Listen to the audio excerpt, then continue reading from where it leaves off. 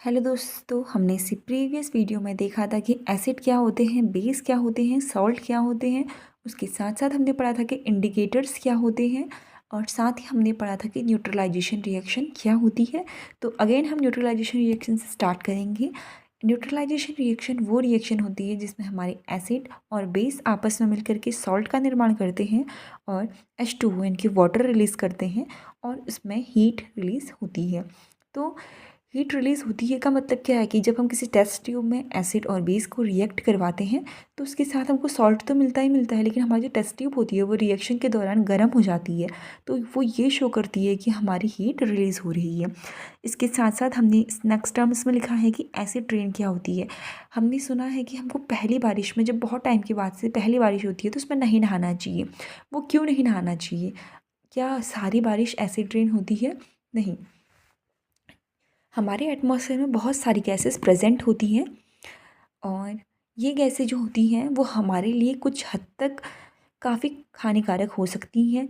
ऐसे ही वायुमंडल में प्रेजेंट जो गैसें हैं, carbon dioxide gas, nitrogen dioxide gas, sulphur dioxide gas, ये हमारे वातावरण में मौजूद H2O के साथ, या हम बोल सकते हैं रेन वाटर के साथ रिएक्ट करके कार्बोनिक एसिड, सल्फ्यूरिक एसिड और नाइट्रिक एसिड बनाती हैं, जो कि हमारे लिए बहुत ही हार्मफुल होती हैं।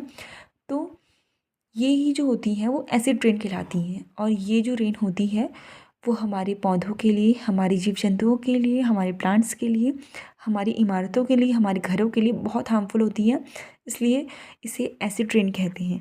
उसके साथ साथ हम देखेंगे कि दैनिक जीवन में न्यूट्रलाइजेशन के एग्जाम्पल क्या क्या हैं।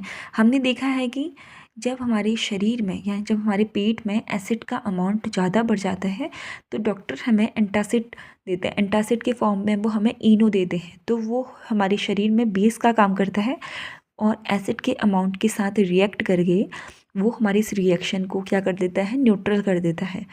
उसी के साथ हमने देखा कि चींटी के डंक में फॉर्मिक एसिड होता है, तो जब चींटी हमारे हाथ पर काटती है या शरीर के किसी भी अंग में काट रही है तो वहाँ पे खाने का सोडा मिलाया जाता है जो उसको क्या कर देता है, न्यूट्रल कर देता है।